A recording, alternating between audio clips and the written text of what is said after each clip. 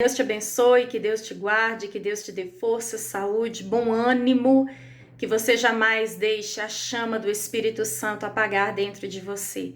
Essa chama que nós não podemos ver, não podemos tocar, apalpar, mas todas as manhãs ela vem reacender o fogo, reacender a fé, reacender a esperança e a coragem para se levantar e encarar mais um dia.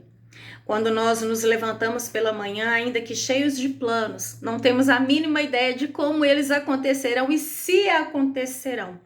Nós fazemos tantos planos, mas nem sempre acontece da forma que nós desejamos, porque ainda que o coração do homem planeje, a resposta certa vem do Senhor.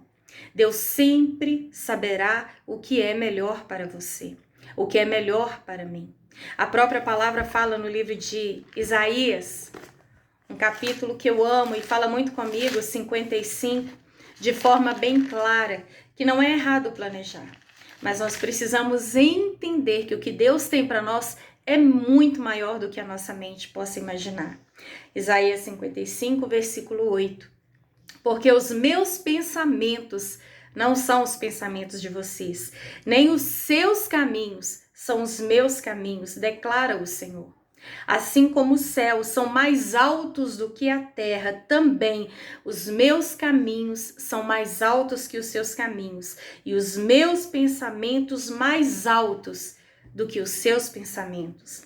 Assim como a chuva e a neve descem do céu e não voltam para ele, sem antes regarem a terra e fazerem-na brotar e florescer, para ela produzir semente para o semeador e pão para o que come, assim também ocorre com a palavra que sai da minha boca. Ela não voltará para mim vazia, mas fará o que desejo e atingirá o propósito para qual eu enviei. De Gênesis a Apocalipse, a palavra de Deus ela foi escrita com um propósito. E o centro, o âmago desse propósito está em João 3,16. Porque Deus amou o mundo de tal maneira que entregou o seu único filho, para que todo aquele que nele crê não pereça, mas tenha a vida eterna. E também João 14,6, disse o Senhor Jesus aos seus discípulos: eu sou o caminho, a verdade e a vida. E ninguém vem ao Pai a não ser por mim, disse o Rei dos Reis. O propósito é o Filho de Deus que veio ao mundo para nos libertar, para nos salvar e nos levar para morar com Ele por toda a eternidade. Jesus comprou uma briga que era nossa, mas nós não teríamos peito para vencê-la.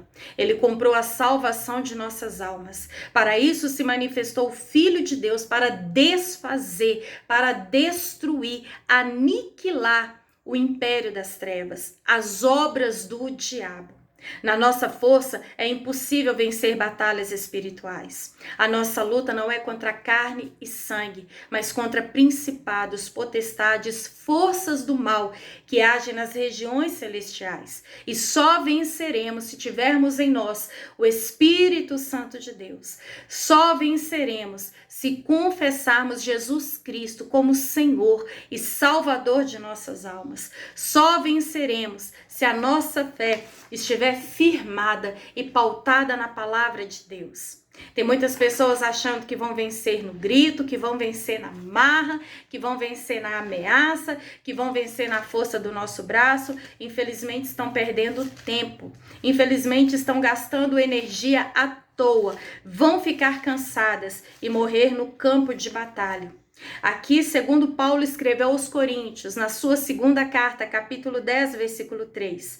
Pois embora vivamos como homens, não lutamos segundo os padrões humanos. As armas com as quais lutamos não são humanas. Pelo contrário, são poderosas em Deus para destruir fortalezas. Como o inimigo, ele usa situações, ele usa pessoas, ele nos tira o foco da verdadeira batalha. Por quê?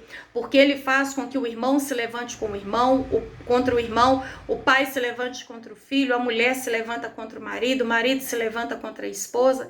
Sabemos que é lógico, o inimigo ele está o tempo todo ao derredor, buscando uma chance para tragar, trabalhando na fraqueza do ser humano, agindo em cima do seu ponto fraco. Mas ainda assim, quando a nossa mente está ligada, aliançada, alicerçada, a nossa fé está inabalável na palavra. Pode se levantar o que for, o Senhor nos capacita a vencer batalhas espirituais. Nós vemos que no deserto, o nosso Senhor Jesus, ele foi tentado pelo próprio diabo. E ali ele não venceu no braço, no grito, na marra, não. Ele venceu segundo aquilo que está escrito. Precisamos conhecer mais a palavra de Deus. De fato, o povo perece porque falta conhecimento. A própria palavra também diz que o povo, ele erra por não conhecer as escrituras e nem o poder de Deus. Quando o Senhor Jesus, ali, ele chamou os discípulos o tempo todo, o que ele ensinava? Palavra. Pregar o evangelho a toda criatura, e todo aquele que cresce e fosse batizado seria salvo. Precisamos focar na palavra, precisamos estar enraizados, fortalecidos, alicerçados no poder da palavra.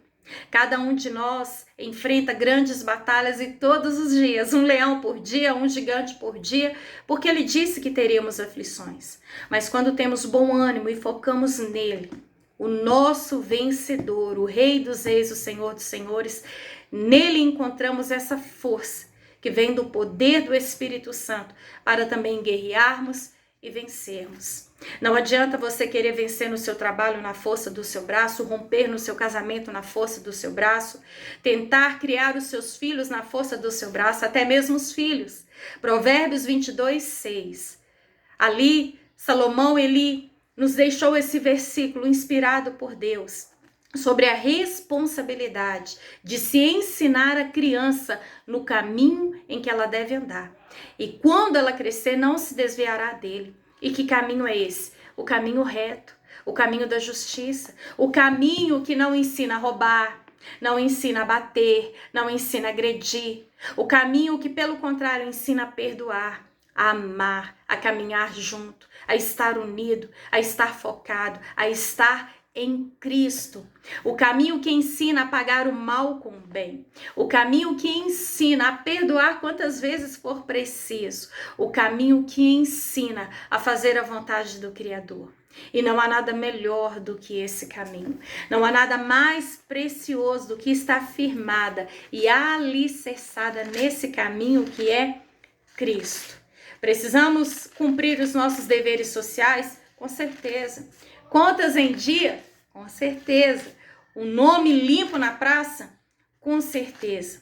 Mas sobre tudo que você fizer, apesar das suas necessidades e dos seus compromissos físicos e materiais, eu quero deixar para você essa meditação em Jeremias capítulo 9, versículo 23, aonde diz o Senhor ao seu povo: não se glorie o sábio na sua sabedoria, e nem o forte na sua força, e nem o rico na sua riqueza. Mas quem se gloriar, glorie-se nisto, em me compreender e me conhecer, pois eu sou o Senhor e ajo com lealdade, com justiça e retidão sobre a terra, pois é dessas coisas que eu me agrado, declara o Senhor.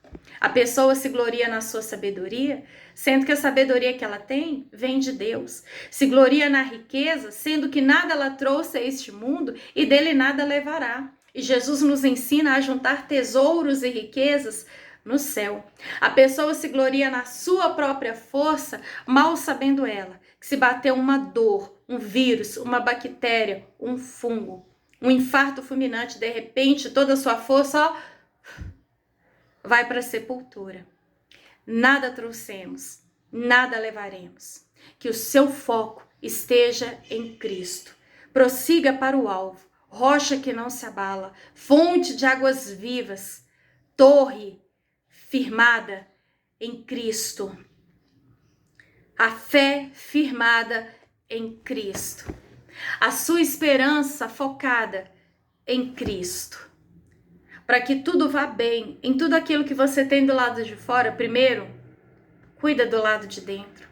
Primeiro, tenha uma fé firme, inabalável, e com certeza o Senhor te fará romper e fará com que, ainda que a sua fé seja do tamanho de um grão de mostarda, qualquer montanha mude de lugar. porque Deus é fiel e jamais desampara aquele que nele crê. Amém?